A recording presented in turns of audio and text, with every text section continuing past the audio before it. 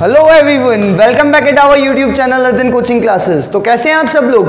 उम्मीद करता हूं कि सब लोग बढ़िया होंगे, फर्स्ट क्लास होंगे और सोशल डिस्टेंसिंग का फॉलो कर रहे होंगे। सो गाइज, हमने पिछले वीडियो के अंदर, प्रीवियस वीडियो के अंदर आप लोगों को एक अर्थमेटिक प्रोग्रेशंस के कुछ क्वेश्चंस बताए थे। अब हम आप लोगों को हर चैप्टर का कॉन्सेप्ट पढ़ा के उसके ऊपर क्वेश्चंस लेके आने वाले हैं। तो बने रहिएगा लास्ट तक इस वीडियो में, क्योंकि आपको मिलने वाला है एक ऐसा फ्रेश टॉपिक जिसके अंदर आपको सबसे ज्यादा प्रॉब्लम क्रिएट होती है। सो लेट्स बिगिन गाइस, देर किस बात की, शुरू करते हैं। स्वागत एक बार फिर आप लोगों का आपके अपने YouTube channel Ardhan coaching classes पर।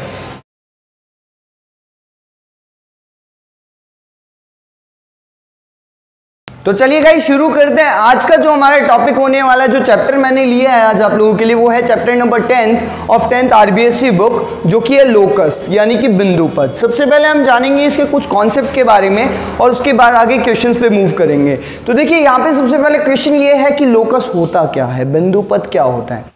तो अगर मैं आप लोगों को बताऊं कि बिंदु पद क्या होता है, इसको शॉर्ट वे में समराइज करूं तो एक ऐसे पॉइंट्स का ग्रुप यानी बिंदु का समूह, ऐसे बिंदुओं का समूह, ऐसे पॉइंट्स का ग्रुप जो कि गिवन पॉइंट से सेम डिस्टेंस पे हो, समान दूरी पर हो। अब सपोज कीजिए कि मैंने आप लोगों के लिए यहाँ पे एक पॉइंट लिया ए, ये हमको गिवन पॉइंट है। अब हमको क्वेश्चन ये बोला गया कि इस गिवन पॉइंट का बिंदु पद बताओ, लोकस बताओ। तो ऐसे पॉइंट्स का ग्रुप जो कि इससे सेम डिस्टेंस पे होगा वो क्या कहलाएगा, इसका बिंदु पद कहलाएगा, लोकस कहलाएगा। जैसे सपोज कीजिए मैंने यहाँ पे ये पॉइंट्स के ग्रुप लिए और ये एक लाइन हो गई, ठीक है। अब मैंने आपसे पूछा कि बताओ क्या यहाँ पे ये जो पॉइंट्स का ग्रुप है, ये हर एक पॉइंट क्या ए पॉइंट से सेम डिस्टेंस पे हो सकता है? ऐसा पॉसिबल है कि इस लाइन पे जितने भी पॉइंट्स हैं वो इस ए पॉइंट से सेम डिस्टेंस पे हो? नहीं जी, ऐसा पॉसिबल ही नहीं है। आप खुद देखो, कॉमन सेंस अगर आप लगाएंगे तो इसकी डिस्टेंस कुछ और होगी और इसकी डिस्टेंस कुछ और होगी, यानी कि ये जो चीज़ है वो इसका लोकस, इसका बिंदु पद नहीं है। बोलिए क्लियर है? वापस मैं एक बार आपको लाइन रिपीट कर देता हूं। लोकस यानी बिंदु पद क्या होता है? एक ऐसे पॉइंट्स का ग्रुप, एक ऐसे बिंदुओं का समूह जो कि दिए गए बिंदु से क्या हो, समान दूरी पर हो। देखिए यहां पे अब मैंने आप लोगों को दो पॉइंट दिए। सपोज दैट ये पॉइंट ए है और ये पॉइंट बी है। अब आपको इन दोनों गिवन पॉइंट्स का क्या बताना है, लोकस बताना है, आपको बताना है, बिंदु पद बताना है। तो देखिए क्या होगा बिंदु पद,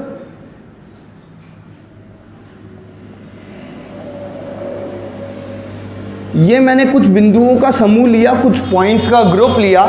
क्या इस जो लाइन मैंने ली, ये जो पॉइंट्स का ग्रुप लिया, क्या ये पॉइंट के ग्रुप में से हर पॉइंट ए और बी से सेम डिस्टेंस पे होगा? जी हाँ, बिल्कुल। आप अगर देखेंगे इस पॉइंट को तो जितनी डिस्टेंस ए से होगी उतनी डिस्टेंस बी से होगी। अगर इस पॉइंट को आप लेके कवर करेंगे तो जितनी डिस्टेंस ए से होगी उतनी डिस्टेंस बी से होगी। जितनी डिस्टेंस इससे यहां तक है उतनी डिस्टेंस यहां से यहां तक है।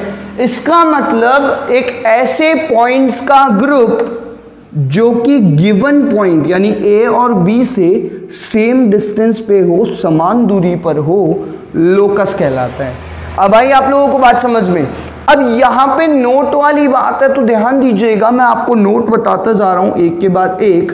नोट नंबर फर्स्ट, ध्यान दीजिएगा, दो गिवन पॉइंट्स का जो लोकस होता है, मैंने आपको यहां दो गिवन पॉइंट दिए, एक ए और एक बी। तो इनका जो लोकस होगा वो इन दोनों को मिलाने वाली लाइन को दो बराबर भागों में बांट देगा, मतलब कि बाइसेक्ट कर देगा। देखिए ये इसका लोकस मैंने आपको बताया था, क्लियर है? ये मैंने आपको ए और बी का क्या बताया था, ये लोकस। तो ये जो बिंदु पद है, ये जो लोकस है, वो ए बी को मिलाने वाली लाइन को क्या कर देता है, बराबर भागों में बांट देता है। मतलब कि अगर ए बी 10 की होती तो यहां से यहां तक 5 हो जाएगा और यहां से यहां तक 5 हो जाएगा। बोलिए क्लियर है क्या? नोट नंबर फर्स्ट याद रहेगा आप लोगों को। क्या मैंने आपको बताया नोट नंबर फर्स्ट कि ए और बी अगर दो गिवन पॉइंट हैं तो इनका लोकस इसे दो बराबर भागों में बांट देता है। याद रखने वाली इंपॉर्टेंट बात यह है यहाँ पे कि ए और बी दो अलग अलग पॉइंट हैं और इनका लोकस इन्हें दो इक्वल पार्ट्स में डिवाइड कर देता है। चलिए नोट नंबर सेकंड पे चलते हैं। नोट नंबर सेकंड क्या कह रहा है? अब सपोज दैट मैंने आप लोगों के लिए यहाँ पे दो पैरेलल लाइन ली, समांतर रेखाएं ली। पैरेलल लाइन, समांतर रेखाएं क्या होती हैं? दो एक ऐसी रेखाएं जो एक दूसरे को कभी भी टच नहीं करेंगी, चाहे कितना ही आगे बढ़ा लो कभी भी एक दूसरे को नहीं काटेंगी, वो क्या कहलाती है? समांतर रेखाएं, पैरेलल लाइन। तो इन दोनों लाइंस का लोकस क्या होगा? आज से मेरा क्वेश्चन ये है कि इन दोनों लाइन का लोकस क्या होगा। तो मेरी बात ध्यान से सुनिएगा, इन दोनों पैरेलल लाइन का लोकस भी इनके बीचों बीच पैरेलल लाइन ही होगी। इन दोनों लाइंस के बिल्कुल बीचों बीच की पैरेलल लाइन ही इनका लोकस होगी, क्योंकि तभी तो आप देखोगे कि यहां से इन दोनों का डिस्टेंस क्या होगा? सेम होगा। चाहे आप यहाँ इस पॉइंट से ले लो तो भी सेम, चाहे इस पॉइंट से लेकर इन दोनों पॉइंट्स को ले लो तो भी डिस्टेंस सेम। यानी कि बात क्लियर है। यानी कि अगर दो पैरेलल लाइन का लोकस पूछे तो दो समांतर रेखाओं यानी दो पैरेलल लाइन का लोकस यानी बिंदु पथ भी एक पैरेलल लाइन ही होती है। ध्यान रखने वाली बात है आप लोगों को। नोट नंबर सेकंड याद रखिएगा। नोट नंबर 3 पे मैं जा रहा हूँ। नोट नंबर 3 क्या कह रहे हैं वो हम देखेंगे। सपोज दैट यहाँ पे मैंने बात करी थी पैरेलल लाइन की, अब मैं बात कर रहा हूँ इंटरसेक्टिंग लाइन की, यानी कि प्रतिच्छेदी रेखा। तो प्रतिच्छेदी रेखा मैंने आपको दी, इंटरसेक्टिंग लाइन मैंने आपको दी, और मैंने आपसे पूछा कि इन दोनों लाइंस का लोकस क्या होगा, बिंदु पथ क्या होगा। मेरा क्वेश्चन है, मैंने आप लोगों को इंटरसेक्टिंग लाइन दी है, प्रतिच्छेदी रेखा दी है, तो अब आप बताइए इसका लोकस क्या होगा। गुड, एकदम क्लियर बात है कि इन दोनों इंटरसेक्टिंग लाइंस का लोकस भी एक इंटरसेक्टिंग लाइन ही होगी। या तो आप ऐसे ले लीजिए या फिर आप इस तरह से ले लीजिए, वो दोनों ही लाइन क्या होगी, लोकस होगी। कैसे सर? इस पॉइंट्स पे ले लो, इस पॉइंट का ग्रुप ही है ना, ये देखो ये वाली लाइन, तो इस पॉइंट्स के वाले ग्रुप की इन दोनों लाइन से डिस्टेंस देख लो आप, सेम ही आएगी। चाहे इससे यहाँ डिस्टेंस देख लो, चाहे इससे यहाँ डिस्टेंस देख लो, जो डिस्टेंस इसकी है वही डिस्टेंस इसकी है, जो डिस्टेंस इसकी है वही डिस्टेंस इसकी है, जो डिस्टेंस यहाँ से यहाँ तक होगी वो यहाँ से यहाँ तक होगी। बोलो क्लियर है? यानी कि नोट नंबर 3, अगर दो इंटरसेक्टिंग लाइन है तो उसका लोकस भी, उसका बिंदु पथ भी एक इंटरसेक्टिंग लाइन यानी कि प्रतिच्छेदी रेखा ही होगी। क्लियर है? मैं तीनों नोट एक बार रिपीट कर रहा हूं, ध्यान से सुन लीजिएगा। नोट फर्स्ट में मैंने आपको बताया था कि अगर दो गिवन पॉइंट होंगे तो उन लोगों का जो लोकस होगा, इन दोनों पॉइंट का जो लोकस है वो इन दोनों लाइंस को दो इक्वल पार्ट्स में डिवाइड कर देगा। ध्यान रखने वाली बात यह है कि ये दोनों इक्वल पार्ट्स में डिवाइड हो जाएंगे, 5-5 हो जाएंगे। क्लियर है? अच्छा, नोट नंबर सेकंड क्या था कि अगर मान लीजिए दो पैरेलल लाइन है आपके पास में, तो इन दोनों पैरेलल लाइन का लोकस भी एक पैरेलल लाइन ही होगी। इनके दोनों के बीच में पैरेलल लाइन ही लोकस होगी। क्लियर है? नोट नंबर 3 क्या था? अगर मैं इंटरसेक्टिंग लाइन लेता हूं तो इंटरसेक्टिंग लाइन का लोकस यानी बिंदु पथ भी एक इंटरसेक्टिंग लाइन ही होगी। बोलिए क्लियर है यहाँ तक? अच्छा चलिए आगे मूव करते हैं। यहाँ पे हम बात करते हैं क्वेश्चन की। उससे पहले मैं आप लोगों को बता दूं कि ये जो पूरा चैप्टर है, बिंदु पथ जो चैप्टर है वो 4 नंबर का आएगा गाइस। कितने नंबर का आएगा? 4 नंबर का। इसमें से एक जो क्वेश्चन होगा वो तो आएगा 1 नंबर का, एक क्वेश्चन आएगा, 2 ही क्वेश्चन आएंगे इसमें, 2 ही क्वेश्चन आएंगे। एक जो क्वेश्चन आएगा वो तो 1 नंबर का, और जो दूसरा क्वेश्चन आएगा वो 3 नंबर का। मैं आपको क्वेश्चन नंबर भी बता सकता हूं कि आपको कौन से क्वेश्चन पे मिलने वाले हैं। पहला जो क्वेश्चन होगा वो आपको मिलेगा क्वेश्चन नंबर 6 पे, बोर्ड का एग्जामिनेशन के पेपर में क्वेश्चन नंबर 6 पे आपको ये पहला क्वेश्चन मिलेगा, और जो क्वेश्चन नंबर 2 है वो क्वेश्चन नंबर 19 पे होगा। ध्यान रखना, क्वेश्चन नंबर 6 तो 1 नंबर का है और क्वेश्चन नंबर 19 3 नंबर का है। तो मैं आपको सबसे पहले लेके चलता हूं 1 नंबर वाले क्वेश्चंस पे। क्लियर है guys? So let's move on our question number 1। तो देखिए पहला जो क्वेश्चन है वो मैं आप लोगों को बता रहा हूं। जो यहाँ पे पहला क्वेश्चन पूछा जा सकता है वो आपसे, मान लीजिए एक घड़ी है आपके पास में, और घड़ी का आपका पूछा जा सकता है कि घड़ी की जो सेकंड की सुई है उसका लोकस क्या होगा। घड़ी की जो सुई है सेकंड की, उसका लोकस क्या हो सकता है। तो मैं आप लोगों को बताऊं कि घड़ी की जो सुई है वो किस तरह से घूम सकती है, इस तरह से घूम सकती है, और ये हमेशा इससे क्या रहेगी, सेम डिस्टेंस पे रहेगी। बोलो हाँ या ना, एकदम सेम डिस्टेंस पे रहेगी, बिकॉज रेडियस है तो सेम डिस्टेंस पे रहेगी। क्लियर है। तो यहाँ पे ये जो लोकस है ये क्या चीज है, ये है सर्कल यानी कि वृत्त। बोलिए क्लियर है। तो आपका आंसर क्लियर होना चाहिए आपके पास में कि अगर घड़ी की जो सेकंड की सुई है उसका लोकस क्या होगा, एक सर्कल यानी कि एक वृत्त होगा। तो अब हम मूव करते हैं हमारे क्वेश्चन नंबर सेकंड पे। तो देखिए सेकंड क्वेश्चन क्या हो सकता है, वो भी घड़ी से रिलेट मैं आपको बता रहा हूं। मान लीजिए हमारे पास एक घड़ी है और इसका जो पेंडुलम है उसका लोकस आपसे पूछ लिया जाएगा। तो ये जो पेंडुलम है ये किस तरह से घूमता है और कितनी डिस्टेंस पे ये रहता है। देखिए ये पेंडुलम यहाँ तक जाता है और फिर यहाँ से यहाँ तक जाता है। क्लियर है, इसी रेडियस पे ये घूमता है। तो इसका जो लोकस है वो क्या चीज है, ये इसको क्या बोलेंगे अपन, इसको बोलेंगे जी आर्क यानी कि चाप। देख लीजिए आप, सेम है बात कि ये यहाँ से भी वही डिस्टेंस पे, यहाँ से भी वही डिस्टेंस पे जो यहाँ से डिस्टेंस पे, यानी कि यहाँ से इसकी दूरी एकदम समान है। गिवन है आपको इस चीज का। तो हमारा बिंदु पथ जो होगा, घड़ी के पेंडुलम का जो बिंदु पथ होगा वो क्या होगा, आर्क यानी कि चाप होगा। क्लियर है। तो देखिए अब मूव करते हैं क्वेश्चन नंबर थर्ड की तरफ। वो क्या आ सकता है, मान लीजिए आपको एक सर्कल दिया गया और बोला गया कि ये लुढ़क रहा है। मतलब बचपन में टायर तो चलाया ही होगा आप लोगों ने, जानता हूं निकम्मो, खूब नंगे पुंगे घूम के तुमने टायर चलाया होगा। तो आओ देखो ये जो टायर है वो लुढ़क रहा है किसी ढलान पे, किसी सड़क पे, किसी समतल पे। ये जो टायर है वो लुढ़कता हुआ जा रहा है। तो इस टायर का आपको क्या पूछा गया है, इस जो सर्कल है इसके केंद्र का बिंदु पथ पूछा गया है। इसका जो सेंटर है उसका लोकस आपसे पूछा जा रहा है और ये टायर बार लुढ़क रहा है। ठीक है, मान लीजिए अभी थोड़ी देर बाद में ये टायर यहाँ आ गया, फिर थोड़ी देर बाद में यहाँ आ गया। ठीक है, टायर छोटा होता जा रहा है, कोई बात नहीं, बड़ा कर देते हैं। चलो, तो ये इस तरह से टायर जो है वो लुढ़कता हुआ जा रहा है और आपको इस क्या पूछ रहा है, सेंटर का लोकस, बिंदु पथ पूछ रहा है आपको केंद्र का। तो क्या चीज होगी, किससे ये सेम डिस्टेंस पे है।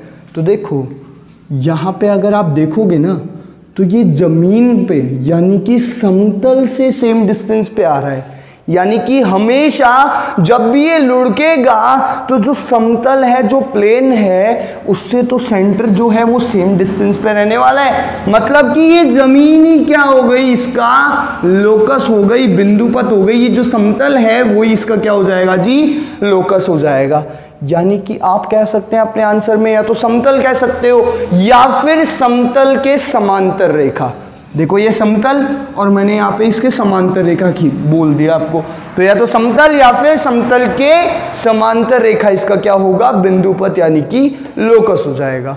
क्लियर है। अच्छा चौथा क्वेश्चन क्या पूछ सकता है आप लोगों से, वो मूव करते हैं। तो देखिए चौथा क्वेश्चन यहाँ पे क्या है कि M बिंदु से 5.3 मीटर की दूरी पर बिंदु पथ ज्ञात करो जो कि सदैव M बिंदु से कितने मीटर की दूरी पर रहेगा, 5.3 मीटर की दूरी पर। तो देखो मान लो सपोज दैट M बिंदु ये है और इससे हमेशा हमको कितनी दूरी पर चाहिए, लोकस 5.3 मीटर की दूरी पर। तो देखिए अगर हम 5.3 मीटर की दूरी पर बात करें तो सेम रहेगा हमेशा, ये 5.3 आप कहीं भी ले जाइए। तो इसका जो लोकस होगा वो क्या होगा जी, एक सर्कल होगा। तभी तो आप कह सकते हो कि यहाँ से एकदम 5.3 मीटर की दूरी पर लोकस आएगा। तो बताइए क्लियर है क्या, क्या होगा, 5.3 मीटर की दूरी पर M बिंदु से सदैव कौन सा लोकस आएगा, एक वृत्त यानी कि एक सर्कल। तो देखिए ये एक नंबर के क्वेश्चन आपके कंप्लीट होते हैं। इस 4 तरह के क्वेश्चन आ सकते हैं, 4 टाइप मैंने आपको बताया एक नंबर के क्वेश्चन पे। देखिए मैंने चारों आपको बताए, अच्छे से ध्यान से देखिएगा, इन क्वेश्चन को रिवाइज कीजिएगा एक बार। और चौथा क्वेश्चन क्या है, M बिंदु से 5 मीटर की दूरी पर बिंदु पथ ज्ञात करो। तो वो क्या होगा, सदैव 5.3 मीटर की दूरी पर एक वृत्त होगा, एक सर्कल होगा। अब मैं यहाँ पे आपको 3 नंबर वाले क्वेश्चन का केवल इस वीडियो के अंदर कॉन्सेप्ट समझाऊंगा। क्वेश्चन हम आगे वाले वीडियो के अंदर, नेक्स्ट वीडियो के अंदर देखेंगे। तो आइए बात करते हैं 3 नंबर वाले क्वेश्चन की कॉन्सेप्ट की। तो देखिए यहाँ पे अगर हम बात करते हैं एक त्रिभुज की, एक ट्रायंगल की अगर हम बात करते हैं तो एक ट्रायंगल क्या होता है आप लोग सब जानते होंगे, 3 भुजाओं से मिलकर बनने वाली बंद आकृति को हम क्या बोलते हैं, त्रिभुज बोलते हैं। 3 अगर साइड हम लें और उनको क्लोज फिगर हम बनाएं तो 3 साइड की क्लोज फिगर क्या कहलाती है, ट्रायंगल कहलाती है। अब इस ट्रायंगल के अंदर कितने वर्टेक्स, कितने शीर्ष होते हैं, 3 शीर्ष होते हैं। बोलो क्लियर है। अच्छा, अब हम बात करेंगे माध्यिका के बारे में, मीडियन के बारे में। तो माध्यिका यानी कि मीडियन क्या होती है गाइस? किसी त्रिभुज के किसी एक वर्टेक्स, किसी शीर्ष से खींची गई एक ऐसी रेखा जो सामने वाली भुजा को दो बराबर भागों में बांटे, वो माध्यिका कहलाती है। मतलब कि एक वर्टेक्स से पकड़कर अगर आप एक लाइन खींचो जो कि सामने वाली साइड को दो इक्वल पार्ट्स में डिवाइड कर दे, वो चीज क्या कहलाएगी? वो लाइन क्या कहलाएगी? मीडियन कहलाएगी। सपोज दैट इस वर्टेक्स से हमने एक लाइन खींची जो कि सामने वाली साइड यानी इस वाली साइड को दो इक्वल पार्ट्स में बांट देती है, तो ये क्या कहलाएगी? हमारी माध्यिका कहलाएगी। बोलो क्लियर है क्या? यानी कि अगर मैंने एक त्रिभुज ABC लिया और इसकी एक शीर्ष A से एक रेखा खींची जो कि सामने वाली साइड BC को दो बराबर भागों में बांट रही है, तो ये आपकी क्या कहलाएगी? यहाँ पे माध्यिका कहलाएगी। बोलो क्लियर है गाइस? अच्छा, तो इस तरह से तो आप मान सकते हो कि एक त्रिभुज के अंदर 3 शीर्ष होते हैं, तो इसका मतलब माध्यिका भी, मीडियन भी 3 होती होंगी। जी हाँ, बिल्कुल सही बात है। अगर हम यहाँ से खींचना चाहें तो यहाँ से भी हमारी ये माध्यिका हो सकती है, यहाँ से खींचना चाहें तो भी ये हमारी माध्यिका हो सकती है। बोलो क्लियर है? यानी कि एक त्रिभुज के अंदर हम कितनी माध्यिका ड्रॉ कर सकते हैं, खींच सकते हैं? 3 माध्यिका खींच सकते हैं। बोलो क्लियर है? अच्छा, एक पॉइंट और इसके अंदर, क्या सर? कि जहां तीनों माध्यिका, तीनों मीडियन मिलती हैं, एक दूसरे को कट करती हैं, उस पॉइंट को हम बोलते हैं केंद्रक, मतलब कि सेंट्रॉइड। ध्यान रखने वाली बात है, वापस बता रहा हूं, एक त्रिभुज के अंदर, एक ट्रायंगल के अंदर 3 मीडियन, 3 माध्यिका होती है, और जहां तीनों माध्यिका एक दूसरे को कट करती हैं, उस पॉइंट को हम क्या बोलते हैं जी? केंद्रक, यानी कि सेंट्रॉइड बोलते हैं। अब मेरा अगला पॉइंट मोस्ट इंपॉर्टेंट पॉइंट है, ध्यान से सुनिएगा इसको। ये जो सेंट्रॉइड होता है, ये जो सेंट्रॉइड वाला पॉइंट है, केंद्रक वाला पॉइंट है, ये माध्यिका को, मीडियन को 2:1 यानी कि 2:1 में बांट देता है। ये जो केंद्रक है ये माध्यिका को किस अनुपात में बांट देता है? 2:1 में। मतलब अगर कहा जाए कि ये हिस्सा कितना हो गया? 2 हिस्सा, और ये कितना हिस्सा हो गया? 1 हिस्सा। यानी कि अगर ये पूरी लाइन की बात की जाए तो ये पूरी लाइन कितना हिस्सा हो गई फिर गाइस? 3 हिस्सा। क्लियर है? आई होप सो कि क्लियर होगा। ऐसे ही अगर हम देखें कि ये जो सेंट्रॉइड है, ये जो केंद्रक है, वो इस वाली माध्यिका को भी किस अनुपात में बांटेगा? 2:1 में। यानी कि जो बड़ा वाला पार्ट है वो 2 हिस्सा, और जो छोटा वाला पार्ट है वो 1 हिस्सा। जो बड़ा वाला पार्ट इधर होगा वो 2 हिस्सा, और ये जो छोटा वाला पार्ट है वो 1 हिस्सा। यानी कि सेंट्रॉइड जो है वो मीडियन को 2:1 में डिवाइड कर देता है। क्लियर है? अच्छा, इसको लिख किस तरह से सकते हैं? अगर अनुपात की बात की जाए, AG अनुपात GD, आप लोग सब जानते होंगे अनुपात को हम किस में लिखते हैं? बटे में लिखते हैं अक्सर। ठीक है, तो AG अनुपात GD जो है, AG तो कितना हिस्सा है? 2, और GD कितना हिस्सा है? 1। बताइए, क्लियर है? AG अनुपात GD कितना हो गया? 2:1, 2:1। अगर हम बात करें यहाँ पे GD और AG की, तो भी ये आप समझ सकते हैं, GD 1 हिस्सा और AG 2 हिस्सा, यानी कि जिसका अनुपात पूछा जाए वो क्लियर हो जाएगा। अच्छा, अगर आप बात करोगे AG की इस पूरी AD के साथ में, तो ध्यान रखने वाली बात यह है कि AG कितना हिस्सा है? 2, और AD पूरा AD कितना हिस्सा हो गया? 2 और 1 3। तो AG अनुपात AD कितना हो जाएगा? 2:3। ऐसे ही अगर आपसे GD और AD पूछ लिया जाए तो GD और AD का अनुपात क्या हो जाएगा? GD कितना हिस्सा है? 1, और AD कितना हिस्सा है? 3। तो GD अनुपात AD कितना हो जाएगा? 1:3। सर ये क्यों बता रहे हो? क्योंकि ये क्वेश्चन में काम आने वाला है कॉन्सेप्ट। क्लियर है गाइस? तो देखिए, एक कॉन्सेप्ट और मैं आपको यहां पे बता रहा हूं। वो कॉन्सेप्ट क्या कहता है? मान लीजिए हमने एक ट्रायंगल लिया, त्रिभुज लिया ABC, तो आप लोग सब जानते होंगे इस चीज को, आपने 9th 8th क्लास में पढ़ा होगा। मैं फिर आज आप लोगों को रिपीट करवा रहा हूं, ध्यान से सुनिएगा। किसी त्रिभुज की 2 भुजाओं का योग हमेशा तीसरी भुजा से ज्यादा होता है।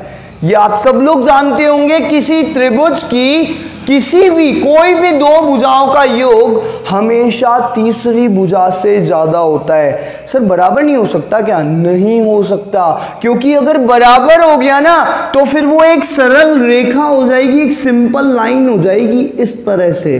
देखो यहां भी 3 पॉइंट हैं, लेकिन ये एक सिंपल रेखा है। आप खुद देखो इन दोनों भुजाओं का योग इस तीसरी के बराबर आएगा।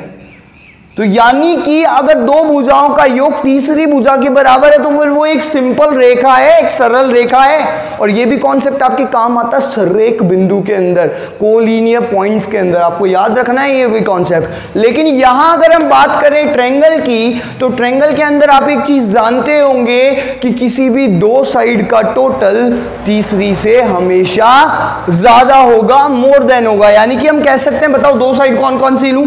AB और AC ले लेते हैं, आप कोई सी भी ले सकते हैं वैसे। यानी कि AB और AC का योग टोटल मतलब प्लस, AB और AC का योग ज्यादा होगा, मोर देन का साइन यही होता है क्या? जिधर मुंह खुला हुआ होता है उधर बड़ा बताते हैं अपन। तो यानी कि AB और AC का टोटल हमेशा बड़ा होगा किससे? तीसरी साइड यानी कि BC से। बोलो क्लियर है? ये मैंने आपको इक्वेशन के तौर पे भी बता दिए है कि किसी भी दो साइड का टोटल हमेशा तीसरी से ज्यादा होता है। ये मोस्ट इंपॉर्टेंट लाइन थी, कॉन्सेप्ट था। तो यहां पे कॉन्सेप्ट खत्म होते हैं कितने नंबर वाले क्वेश्चन के? 3 नंबर वाले क्वेश्चन के। अब आप वेट कीजिएगा इस वीडियो को देखने के बाद में, आप जब पूरा समझ लेंगे तब मैं इसकी नेक्स्ट वीडियो लेके आऊंगा और वो होगी 3 नंबर वाले मोस्ट इंपॉर्टेंट क्वेश्चंस की। उसमें होंगे 4 से 5 ऐसे क्वेश्चंस जो कि 99% चांस रखते हैं आपके एग्जामिनेशन में आने का। Question number 19। होप करता हूं कि आप सब लोग इस वीडियो में जो भी मैंने आपको कॉन्सेप्ट बताया उन सब कॉन्सेप्ट की प्रैक्टिस करेंगे और आगे मूव ऑन करेंगे। सो आज की वीडियो में इतना ही guys, thank you so much. उम्मीद करता हूं कि आप सब लोग इस वीडियो को अपने तक नहीं अपने फ्रेंड्स में भी शेयर करेंगे। Like this video, comment on the comment section and don't forget to subscribe our channel. और हाँ, बेल आइकन जरूर दबा लीजिएगा ताकि आपको नेक्स्ट वीडियोस की नोटिफिकेशन मिलती रहे। Thank you so much guys, मिलते हैं नेक्स्ट वीडियो के अंदर। Till then take care, bye bye.